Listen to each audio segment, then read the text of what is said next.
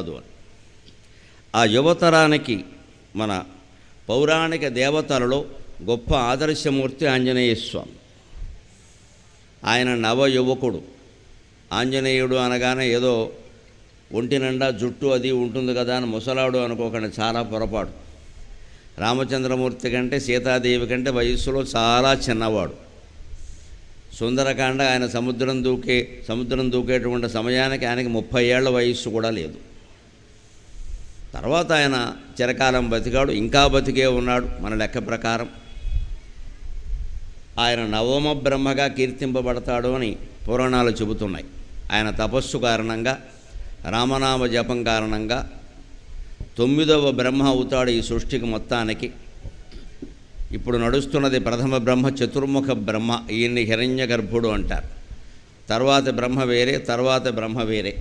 ఇలాగా హనుమంతుడు కూడా బ్రహ్మ అవుతాడు, అంతవరకు జీవించి ఉంటాడు అని 7 చిరంజీవుల్లో ఆయన్ని ఒకడుగా చెప్పారు. హనుమంతుడు, విభీషణుడు, అశ్వత్థామ, కృపాచార్యులు, ఇలాగ కొంతమంది మహానుభావుల్ని, తపస్సంపన్నుల్ని. వాళ్ళు కొన్ని వ్యక్తిగతంగా లోపాలు ఉంటే ఉండొచ్చు, కానీ తపస్సే. వీళ్ళందరూ సప్తైతే చిరజీవినః అన్నారు. వీళ్ళంతా చిరంజీవులు అన్నారు. అశ్వత్థామ బలిర్వ్యాసో హనుమాంశ్చ విభీషణః కృపః పరశురామశ్చ సప్తైతే చిరజీవినః. అశ్వత్థామ, బలిచక్రవర్తి, వ్యాసుడు, కృపుడు, పరశురాముడు వీళ్ళందరూ కూడా చిరంజీవుల లెక్కలోకి వస్తారు. చిరంజీవతే అంటే చిరకాలం జీవిస్తారు అని అర్థం. దానికి తగిన తపస్సు వారు చేశారు. హనుమంతుడైతే ఇతర చిరంజీవుల కంటే తన వ్యక్తిగత లక్షణాల్లో కూడా చాలా మంచివాడుగా ఉన్నాడు. అశ్వత్థామ చిరంజీవి, హనుమంతుడు చిరంజీవి, కానీ చాలా తేడా ఉంది ఇద్దరికి. కృపాచార్యుడు అంతే. వీళ్ళందరూ హనుమంతుడంత మంచివాళ్ళు అని మనం చెప్పలేం. హనుమంతుడిలాగే మంచికి సహకరించారని మనం చెప్పలేం. కృపాచార్యుడు, అశ్వత్థామ అధర్మపక్షంలో పోరాటం చేశారు. సరే, విభీషణుడు మంచివాడే కానీ చిట్ట చివరిలో మంచివాడని నిరూపించుకున్నాడు. అంతవరకు ఆయన రావణాసురుడు తమ్ముడే. వాడు చేసిన పనులను సమర్థించడం ఆయనకి తప్పలేదు. అంచేతన సరే, బలిచక్రవర్తి కూడా కొంత అహంకరించినప్పటికీ చివరిలో తెలుసుకున్నాడు. అంచేది ఈ మొత్తం వాళ్ళలో అంతమందిలోనూ ఏదో ఒక లోపం, పొరపాటున ఏదో కనపడుతుంది. ఏ లోపమో లేకుండా చిరంజీవిత్వానికి సమస్త అర్హతలు సాధించుకున్నటువంటి ఏకైక యువ నవమూర్తి ఆంజనేయ స్వామి. ఆ ఆంజనేయ దండకం ద్వారా మనం దాని అర్థాన్ని విశ్లేషించుకోవడం ద్వారా ఒక స్ఫూర్తిని పొంది దేశం కోసం, ధర్మం కోసం చాలా కష్టపడి పనిచేయవలసిన అవసరం ఉంది. అందుకని ఈ దండకాన్ని ప్రత్యేకంగా నేను పనిగట్టుకుని చెబుతాను అని చెప్పాను. దండకాల మీద మాట్లాడాలనే ప్రస్తావన వచ్చినప్పుడు నాకు మా చిన్నతనంలో మేము చదువుకున్న పంచదండకాలు గుర్తొచ్చాయి. మాకు ఇంత పుస్తకం ఉండేది పంచదండకాలని. మా తల్లిదండ్రులు మా చేత పనిగట్టుకుని రోజు 5 దండకాలు చదివితే కానీ అన్నం పెట్టేవారు కాదు. అలా నేర్పేవారు క్రమశిక్షణ పద్ధతి. 5 దండకాలు చదివావా అనేవారు. పైగా దానికి లెక్క మంగళవారం ఆంజనేయ దండకం, ఆదివారం సూర్య దండకం, అలాగే గణపతి దండకం, శివదండకం, దుర్గా దండకం అని ఉండేవి. అందులో ఈ 5ంటికి 5 రోజులు కేటాయించి ఏ రోజు దండకం ఆ రోజు చదువుకుని దండ కట్టుకుని నిలబడితే తప్ప అన్నం పెట్టేవారు కాదు. అలాంటి సంస్కృతి ఉండబట్టే ఈవేళ ఇంత వాళ్ళమయ్యాం. మీ అందరి ఆదరాభిమానాలు పొందగలుగుతున్నాను. నిజంగా కాస్త బలవంతం చేసినా సరే మంచి లక్షణాలు నేర్పిన తల్లిదండ్రులకు నమస్కారం. నిజంగా చిన్నపిల్లలకు కాస్త 10 ఏళ్ల లోపు బలవంతంగానైనా మంచి లక్షణాలు నేర్పాలి. 3 ఏళ్ల నుంచి 6 ఏళ్ల నుంచి వాడి మనోభావాలు అనడం కాదు. మన సంస్కృతి ఏం కావాలి? మనోభావాలంటే ఇక్కడ వాడు ఫీల్ అవుతాడు. చివరికి అందరం ఫూల్ అవుతాం ఇక్కడ ఏమీ నేర్పకపోతే. ఇది చదివితే కానీ అన్నం పెట్టను, ఇలా ఉంటే నేను నీతో మాట్లాడనని తల్లి తండ్రి అంటూ ఉండాలి. కాస్త బెదిరించాలి కొంచెం. ఈ చూపుడు వేలున సంస్కృతంలో తర్జనే అంటారు. తర్జనే అంటే బెదిరించడం అని అర్థం. ఏయ్ అంటూ ఉండాలి. కాస్త దెబ్బయ్యకూడదు, ఊరికే అనాలి. దానికి వాడు బెదురుతాడు, ఏదో చేస్తాడు. కాస్త మమకారం లేకుండా పిల్లలు ఉండలేరు కాబట్టి ఆ రకంగా నేర్పాలి. ఆ పంచదండకాల్లో చూసిన తర్వాత నేను దీన్ని విశ్లేషించి చెప్పాలి అనుకున్నా. ఎందుకంటే మనకి హనుమంతుడు ఆలయాల్లో ఎక్కువ మంది మనం చదివేది హనుమాన్ చాలీసా. మంచిదే, హనుమాన్ చాలీసా తులసీదాస్ రచించినటువంటిది. మహామహిమాన్వితమైంది, చాలా గొప్ప తత్వం కలిగింది, సందేహం లేదు. కానీ ఏదైనా మన భాష స్తోత్రాలు మనకి ఉన్నంత వరకు మనవే మనం చదవాలి. ఆ మాత్రం భాషాభిమానం మనకు ఉండాలి. ఏ మనిషికైనా స్వదేశాభిమానం, స్వవేషాభిమానం, స్వభాషాభిమానం ఈ మూడు ఉండకపోతే వాడు మనిషి కాదు. త్రిగుణాతీతంగా ఉండే పరమహంస పరివ్రాజాచక ఆచార్య కూడా ఈ దేశాభిమానం, వేషాభిమానం, భాషాభిమానం ఉండడంలో తప్పు లేదన్నారు. మనకి లేకపోతే అలాగా. మన భాషా స్తోత్రం మనం చదువుకుంటే ఒకటి భాషాభిమానం, రెండోది ముందు అర్థమవుతుంది. అసలు హనుమాన్ చాలీసా చదువుతాం, ఏమర్థమైంది, మళ్ళీ తాత్పర్యాలన్నీ చదువుకోవాలి. చదివితే పుణ్యం ఉంటుంది. హిందీ వాళ్ళకి అర్థమైనట్టుగా మనది కాదు కదా. ఎందుకంటే మనస్సు పెట్టి చదివే అవకాశం ఉన్న చోటే భగవంతుడు అనుగ్రహిస్తాడు. పరభాషలో నువ్వు మనస్సు ఎలా పెడతావు, ఏం తెలుసుని పెడతావు? అంచేతను వీలైనంత వరకు మనం భగవత్ ప్రార్థన గుడిలో, బడిలో, ఇంట్లో, అమ్మ ఒడిలో ఎక్కడ చేసినా తెలుగులోనే చేసేటువంటి ప్రయత్నం చేయాలి. అలా తెలుగు వాళ్ళు చాలామంది ఇతర ప్రార్థనలు చేస్తున్నారు. చివరికి ఆ ప్రార్థన దేవుడు మాట సంగతులకు వీడికి తెలియట్లేదు ఏం చేస్తున్నాడో అనే. నేను ఇష్టదైవం అనే పేరు మీద మనం సాధారణంగా ఆరాధించేటువంటి 13 మంది దేవతల మీద 500 పద్యాలతో ఓ పుస్తకం వేశాను. అన్నీ తెలుగు పద్యాలే, 500 పద్యాలు. అందులో అమ్మవారి మీదే 160 ఉంటాయి, శివుడి మీద 70 ఉంటాయి, సరస్వతీదేవి మీద 80 ఉంటాయి, విష్ణుమూర్తి మీద 25 ఉంటాయి, రాముడి మీద 16, 17 ఉంటాయి, కృష్ణుడి మీద 16, 17 ఉంటాయి, వెంకటేశ్వర స్వామి, ఆంజనేయ స్వామి, అయ్యప్ప స్వామి, గణపతి, ఇలా గణపతితో మొదలుపెట్టి అయ్యప్ప స్వామి వరకు మొత్తం. ఇది కాకుండా మొత్తం భారతీయ తత్వాన్ని తెలియజేసే విధంగా మళ్ళీ తత్వమసి అని చివరిలో ఒక 50 పద్యాలు కేవలం ఫిలాసఫీ తత్వాన్ని చెప్పే విధంగా రాసి దాన్ని ఇష్టదేవం అనే పుస్తకం కింద వేశాం. ఇప్పుడు ముద్రను 2000 ఎన్నో వేస్తే అయిపోయినాయి. మళ్ళీ వేసే పరిస్థితి వస్తుంది. ఎవరికైనా కావాలి అంటే నవోదయాలు దొరుకుతాయి. కాచిగూడ నవోదయాలు ఉంటాయి, హైదరాబాదులో, విశాలాంధ్ర అన్ని శాఖల్లోనూ దొరుకుతాయి. మీరు తీసుకోవచ్చు, ఆ ప్రార్థనలు చేసుకోవచ్చు. అదే రకమైన పట్టుదలతో నేను హనుమాన్ చాలీసాతో సమానంగా మనం ఆంజనేయ దండకాన్ని కూడా చదువుకోవాలి, పైగా తేలిగ్గా మనకు అర్థమయ్యేటువంటి విషయం అని ఈ ఆంజనేయ దండకాన్ని ఒకసారి విశ్లేషించి చెప్పడానికి నేను ప్రయత్నం చేస్తున్నాను. ఇదే మొదటి ప్రయత్నం. మీరందరూ హనుమత్ స్వరూపులే కాబట్టి అందరూ ఆశీర్వదించి అభినందించాలి. ఈ దండకాన్ని నేను సేకరించినప్పుడు కానీ, చిన్నప్పటి నుంచి చదువుతూ ఉన్నప్పుడు కానీ రచయిత ఎవరో నాకు తెలియదు. నిజానికి ఇక్కడ వచ్చే వరకు తెలియదు. సరే, అది ప్రధానం కాదు, ముందు చెప్పడం ముఖ్యం అనుకుని సరే జనంలోకి వదిలేద్దాం విషయాన్ని అన్న. మొదటి రోజే ఎందుకైనా మంచిదని వదిలేశాను. మర్నాడే నాకు కాగితం రూపంలో ఎవరో పంపించారు. మన పశ్చిమ గోదావరి జిల్లాలో కొయ్యలగూడెంలో ఉండేటువంటి ఒడ్డూరు అచ్యుతరామయ్య గారు రచించారు, మహానుభావుడు. మా చిన్నతనంలోనే ఈ దండకం ప్రసిద్ధమై ఉంది కాబట్టి మరి ఇప్పుడు వారు సజీవులై ఉంటే నేను చాలా ఆనందిస్తాను. కానీ ఉండే అవకాశం లేదు, ఎప్పటిదో పాత ఆయన. ఎవరైనా మనం చెప్పుకోవలసింది, ఎప్పుడు వేదిక మీద ఏ పాట పాడినా, ఏ పద్యం పాడినా కవి పేరు చెప్పకుండా పాడకూడదు. అది ధర్మం కాదు, ఆ కవికి అన్యాయం చేసినట్టే లెక్క. ఆ పద్యం ప్రచారంలో ఉంటుంది, కవి పేరు మరుగున పడిపోతుంది. ఇలా ఎన్నో పద్యాలు. శుక్లాంబరధరం ఎవరు రాశారో తెలియదు, అగజానన పద్మార్కం ఎవరు రాశారో తెలియదు, తొండమునేకదంతం ఎవరు రాశారో తెలియదు. కానీ ఇవన్నీ పాడుతున్నాం. మరి మనకి తెలియని పద్యాలు సాధారణంగా సంస్కృతంలో ఉంటే శంకరాచార్య అంటాం, తెలుగులో ఉంటే బమ్మెరపోతన గారు అంటాం. వీళ్ళిద్దరూ బాగా ప్రసిద్ధులు కాబట్టి అంటగట్టేస్తాం. కానీ నేను శంకరాచార్య సాహిత్యం అంతా వెతికినా ఈ శుక్లాంబరధరం, అగజానన పద్మార్కం దొరకలేదు. అలాగే బమ్మెరపోతన గారి భాగవతం అంతా చూసినా తొండమునేకదంతమును, తల్లి నిన్ను దలించి పుస్తకము చేతను పోనితిని దొరకలేదు. అంటే ఆ రోజుల్లో నిజానికి ఉపాధ్యాయులు పిల్లల కోసం పద్యాలు రాసేవారండి. ఇది ప్రాథమిక పాఠశాల ఉపాధ్యాయులు పిల్లలకి ప్రార్థన నేర్పడం కోసం సొంతంగా రాసేవారు పద్యాలు. ఎవరో ఓ మాస్టర్ రాసేశారు పాపం, ఆయన అందరికీ నేర్పేశాడు. అది ఇతర పాఠశాలకు కూడా నచ్చింది, వాళ్ళందరూ చదువుకోవడం మొదలెట్టారు. ఆయన ఎప్పుడు ఆయన పేరు ప్రచారం చేసుకుందామని ఆయన భావించరా, ఈలోపు ఆయన వెళ్ళిపోయాడు. అలా జరిగాయి అన్నమాట. ఈ ఆంజనేయ దండకం కూడా అటువంటి కేటాయింపులోకి వెళ్ళిపోతుందా అనుకుంటే అదృష్టవశాత్తు ఆయన పేరు దొరికింది. అందుకని అందరము కూడా కొయ్యలగూడెంలో ఉండేటువంటి ఒడ్డూరు అచ్యుతరామయ్య గారికి భక్తిగా నమస్కారం చేసి దీన్ని చదువుకున్నాం.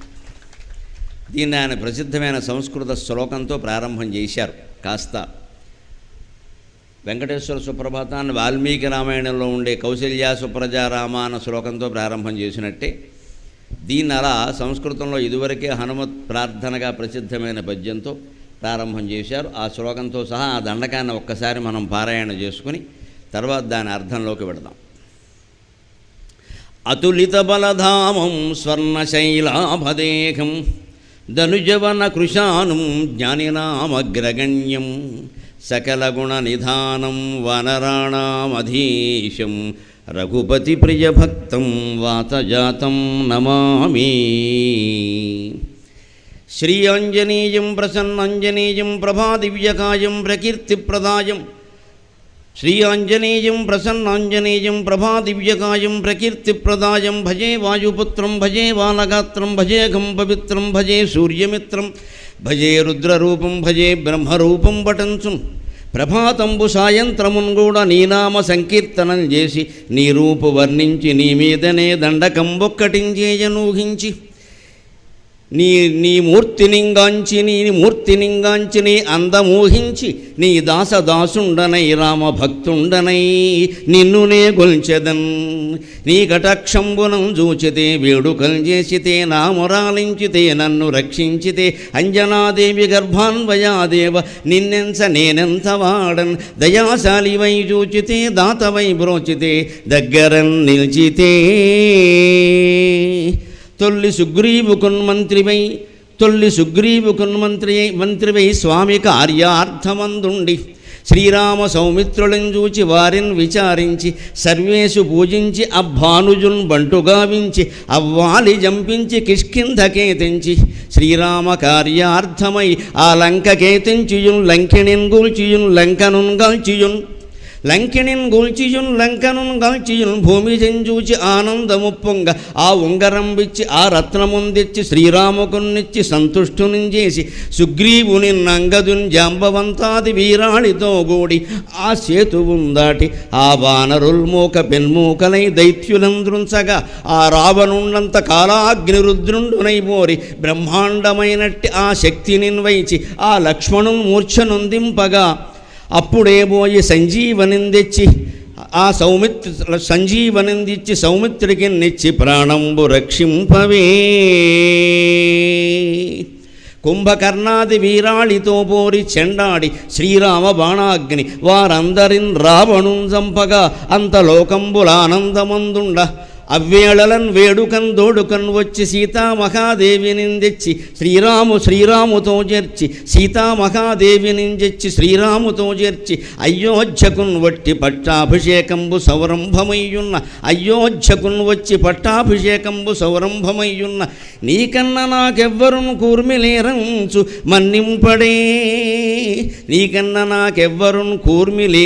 మన్నింపడే శ్రీరామభక్తి ప్రశస్తంబుగా నీకన్నా నాకెవ్వరున్ కూర్మిలేరంచు మన్నింపడే శ్రీరామభక్తి ప్రశస్తంబుగా నిన్ను సేవించి నీ నామ సంకీర్తనం చేసినన్ పాపముల్ బాయవే భీతులుందీరవే భాగ్యముల్ గల్గవే సర్వసామ్రాజ్యముల్ సర్వసంపత్తులున్ గల్గవే. వానరాకార ఓ భక్తమందార ఓ పుణ్య సంచార ఓ వీర ఓ శూర వానరాకార ఓ భక్తమందార ఓ పుణ్య సంచార ఓ వీర ఓ శూర నీవే సమస్తంబుగా నీవే ఫలప్రాప్తిగా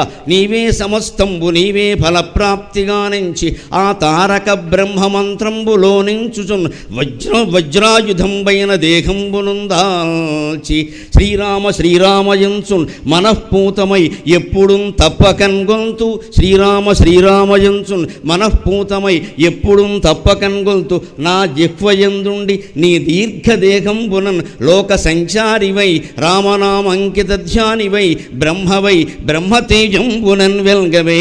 హా వీర హనుమంత ఓంకార హ్రీంకార శబ్దంబులన్ శాకిని ఢాకిని మోగిని గాలి దెయ్యంబులన్ నీదు వాలంబునన్ జుట్టి నేలన్ వడంగొట్టి నీ ముష్టిఘాతంబులన్ నీ బాహుదండంబులన్ రోమఖండంబులం చేసి కాలాగ్ని రుద్రుండవై బ్రహ్మతేజ ప్రభాభాసితంబైన నీ దివ్య తేజంబును చూపుచున్ రారనా ముద్దుకూన కుమారాయటంచున్ రారనా ముద్దుకూన కుమారాయటంచున్ దయా దృష్టి నీక్షించు నన్నేలు నా స్వామి సద్బ్రహ్మచారి నమస్తే నమో వాయుపుత్ర నమస్తే నమస్తే నమస్తే నమః. ఇక్కడ హనుమంతుడు ఎంత పొడుగున్నాడో ఈ దండకం అంత పొడుగుంటుంది. చదవడానికి ఎంత బాగుందో చూడండి. రోజు చదువుకోవచ్చు. దీన్ని తెలుగులో ఉంది, మనకు అర్థం అవుతుంది. హిందీవో సంస్కృతానివో ప్రాకృతానివో చదివితే ఏం తెలుస్తుంది? మా బోటి వాళ్ళకే అర్థం తెలియదు, మీకేం తెలుస్తుంది? ప్రజల యొక్క అజ్ఞానం ఎలా ఉంటుంది అంటే, ఏదైనా ఒకటి ప్రసిద్ధమైతే అది గొప్పదే అనుకుంటాం మనం. జీవితంలో ఎప్పుడు ప్రసిద్ధిని పొందడం ముఖ్యం కాదండి, సిద్ధిని పొందడం ముఖ్యం. అది గమనించాలి. ప్రసిద్ధి పొందడానికి 100 ఉపాయాలు ఉన్నాయి. అందులో ఇవాళ ప్రతివాడు చేతిలో స్మార్ట్ ఫోన్ ఉంది. వాడు ప్రసిద్ధుడు అయ్యేలా వాడే చేసుకోవచ్చు. రోజు వాడి గురించే డబ్బా కొట్టుకుంటుంటే ఎందుకు అవ్వడం, ఏదో రకంగా అవుతాడు. అవ్వకపోతే ఎవడో పెద్దవాడిని తిట్టేది, అదో ఉద్యమం ఈ రోజుల్లో. పెద్దవాళ్ళని తిట్టి పెద్దవాళ్ళు అవ్వడం, వాడంతా వాళ్ళు పెద్దవాళ్ళు అవ్వలేరు. ఎందుకని ఎవడో పెద్దవాళ్ళని చూసుకుని వాడిని తిడతాడు. వీడు తిట్టిన తిట్ట ఆ పెద్దవాడికి ఎలా ఉంటుందంటే సముద్రంలో కాకిరెట్ట, ఎవడో పట్టించుకుంటాడు దాన్ని. మహాసముద్రంలో ఒక కాకిరెట్టేసింది, పోవయ్యా గరుత్మంతుడు వేస్తేనే నేను పట్టించుకోను, నువ్వెంత అంది. అలా ఉంటుంది కొందరు బుద్ధి. అలా ఎందుకు అవ్వాలి? ఆ ప్రసిద్ధి చెందడం ముఖ్యం కాదండి. ఇప్పుడు ఇంతమంది, మీరు ఇన్ని వేల మంది ఇక్కడ ఆశీనులే ఉన్నారు. ఇక్కడ ఎవరు ముఖ్యం అంటే ఎవరు అని నా పేరు చెప్తారమ్మా. కానీ నాకు ఒక్క అనుమానం ఏమిటంటే, ఇక్కడ నాకంటే ముందు ఒక భక్తురాలు ఈ విగ్రహం దగ్గర భగవన్ మహిమ కారణంగా భయంకరమైన రోగాన్ని తగ్గించుకుని ఇప్పుడు ఆరోగ్యంగా ఆనందంగా ఉంది. ఆవిడ నాకంటే గొప్ప భక్తురాలు. ఇవాళ ఎందుకు వచ్చిందో ఆ ప్రస్తావన ఇంతవరకు రాంది. ఆంజనేయ స్వామి దగ్గర అర్చకులుగా ఉండే సుబ్రహ్మణ్యం గారు నా దగ్గరకు వచ్చి పొద్దున్న ఆ విషయం చెప్పాడు నాకు. ఇది హనుమంతుడు పంపించి చెప్పించాడు రా ఈ విషయం అనుకున్నా, లేదా నాకు తెలియదు.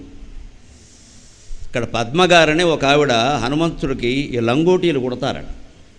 వారానికి ఒకసారి మంగళవారం మారుస్తారు. ప్రతి మంగళవారం ఆవిడ పట్టుకొచ్చి ఇవ్వాల్సిందే, ఆవిడ పట్టుకొచ్చినవే ఈయన దొడుకుతారు. విగ్రహాలన్నీ శుద్ధి చేసేది ఆవిడే. ఆవిడకు మన రెండోసారి కరోనా వచ్చినప్పుడు భయంకరంగా వచ్చింది. 18 పాయింట్లు వస్తే ఇంకా ఉండడు, 14 పాయింట్ల పైన వచ్చింది. ఆసుపత్రిలో 10 రోజుల పైన ఉంది ఆవిడ. ఏమీ తగ్గలేదు. డాక్టర్లు కాడి జార్చేశారు, బంధువుల ఆశ వదిలేశారు. ఆవిడ ఈయనతో మొత్తుకుని, ఆ బంధువులు వచ్చి మొత్తుకుంటే ఈయన ఏం చేయలేక, ఏం చేస్తారండి, భగవంతుడికి చెప్పాలి అంతే కదా. డాక్టర్లు చేయలేంది అర్చకుడు మా ఓటుగాళ్ళం ఏం చేస్తాం. ఆ విగ్రహం దగ్గర రోజు ఆయన ఎక్కడ పూజ చేస్తున్నారో అక్కడే కూర్చుని కోప్పడ్డాడు దేవుణ్ణి ఆయన. ఇంకా కోప్పడిన మాటలు నేను చెప్తే మీకు బాగుండదు. ఏమయ్యా అరవచాకిరి చేయించుకున్నావు ఆడదాని చేత, చంపేస్తే చంపే, కాపేస్తే కాపాడితే కాపాడు అన్నట్ట. ఈ బ్రాహ్మడు ఇక్కడ నా ఎదురుగా కూర్చున్నాడు, హనుమంతుని పాదాల సాక్షిగా చెబుతున్నాను, ప్రత్యక్షమైన ఉదాహరణ. మరి విసిగెత్తే అంతే కదండి ప్రాణం. నీకు ఎంతసేపు చేసింది ఆవిడ? గోచీలన్నీ ఆవిడే కుట్టించిందయ్యా. ఆవిడ చంపేస్తావా? చంపేస్తే చంపేయి, నీ మహిమ ఏమీ లేదు. నేనెందుకు ఇక్కడ బతకడం, ఇక్కడ అర్చకత్వంతో ఊరికే జీతం కోసమా? ఎవరి మీద ఏ మహిమ చూపించకపోతే ఎవడు నమ్ముతాడయా? అంత చాకిరీ చేసింది. విగ్రహాలన్నీ ఆవిడే తోముతోంది, పళ్ళాలన్నీ ఆవిడే తోముతోంది, వెండి సామానంతా తోముతోంది. ఎప్పుడు ఎక్కడా లోపం అవ్వడం జరగలేదు. అటువంటి ఆవిడ చంపేస్తావా? చంపేస్తే చంపేయి అంతే అని విసిగెత్తి దండం పెట్టి ప్రార్థిస్తే 24 గంటల్లో ఆవిడ కోలుకుందండి. అది హనుమంతుడి మహిమ, అది మహిమ. 24 గంటలు తిరగకుండా ఇంకా డాక్టర్లు చేసేదేమీ లేక ఆ నర్సు కూడా ఆ రోజుని బోర్లా పడుకోవమ్మా, ఇలా పడుకునే బదులు అలా పడుకుంటే ఏమైనా మార్పు వస్తుందేమో చూద్దాం, అంతకంటే ఏం చేయలేము. బోర్లా పడుకుంది. ఆ బోర్లా పడుకుని లేచేటప్పుడు హనుమంతుడిలాగే లేచింది ఆవిడ.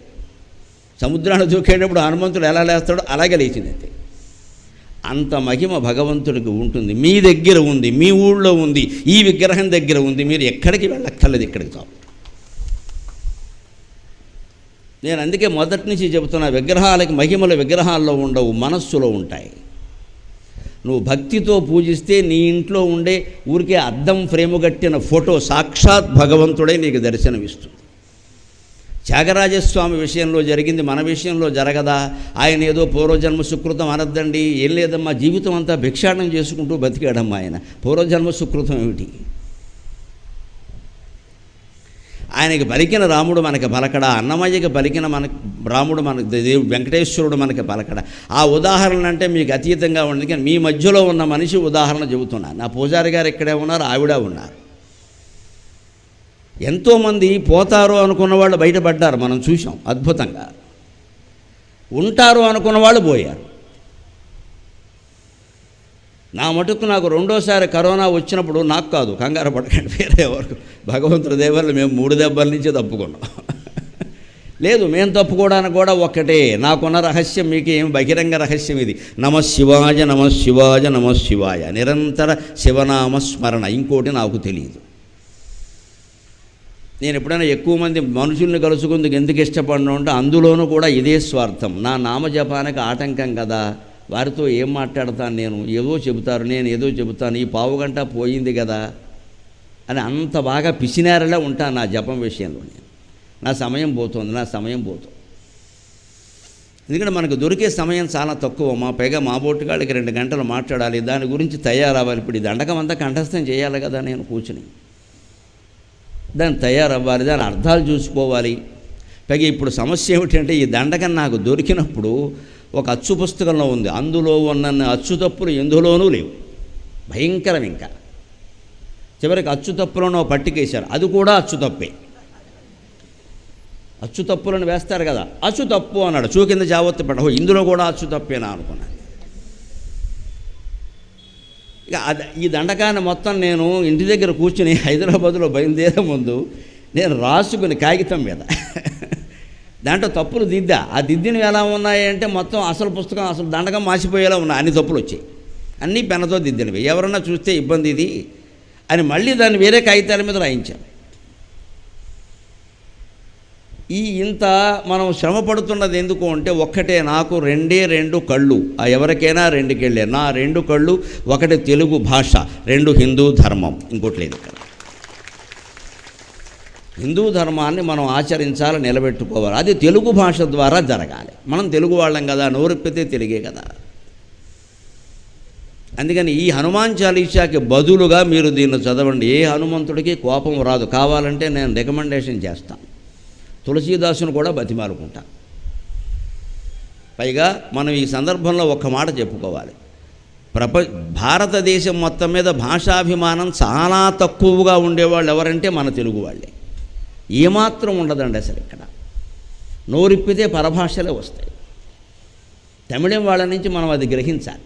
వాళ్ళ తమిళం వాళ్ళు మాట్లాడడం కాదు, వాళ్ళ స్తోత్రాలని, తమిళ స్తోత్రాలని తెలుగునాట మొత్తం 2 రాష్ట్రాల్లో వ్యాప్తి చేసేస్తున్నారు వాళ్ళు.